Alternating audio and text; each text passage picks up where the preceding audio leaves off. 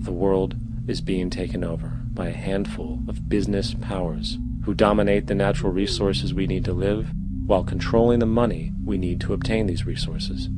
The end result will be world monopoly, based not on human life, but financial and corporate power. And as the inequality grows, naturally more and more people are becoming desperate. So the establishment was forced to come up with a new way to deal with anyone who challenges the system. So they gave birth to the terrorist. The term terrorist is an empty distinction, designed for any person or group who chooses to challenge the establishment.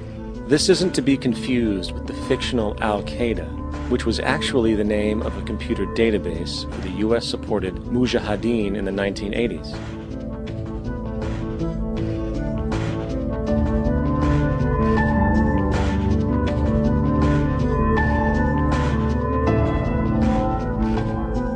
In 2007, the Department of Defense received $161.8 billion for the so-called global war on terrorism. According to the National Counterterrorism Center, in 2004, roughly 2,000 people were killed internationally due to supposed terrorist acts. Of that number, 70 were American. Using this number as a general average, which is extremely generous, it is interesting to note that twice as many people die from peanut allergies a year than from terrorist acts. Concurrently, the leading cause of death in America is coronary heart disease, killing roughly 450,000 each year. And in 2007, the government's allocation of funds for research on this issue was about $3 billion. This means that the US government in 2007 spent 54 times the amount for preventing terrorism than it spent for preventing a disease which kills 6,600 times more people annually than terrorism does. Yet, as the name terrorism and Al-Qaeda are arbitrarily stamped on every news report relating to any action taken against U.S. interests, the myth grows wider. In mid-2008, the U.S. Attorney General actually proposed that the U.S. Congress officially declare war against the fantasy.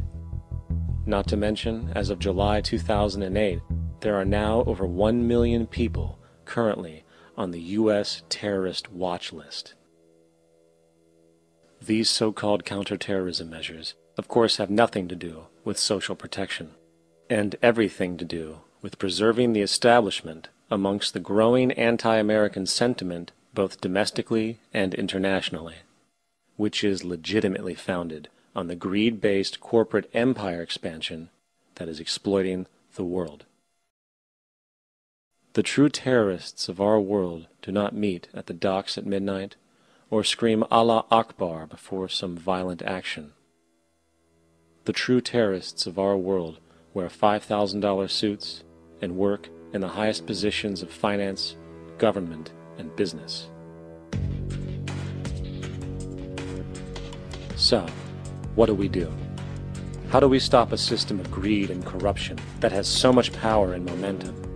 How do we stop this aberrant group behavior which feels no compassion for, say, the millions slaughtered in Iraq and Afghanistan, so the corporatocracy can control energy resources and opium production for Wall Street profit?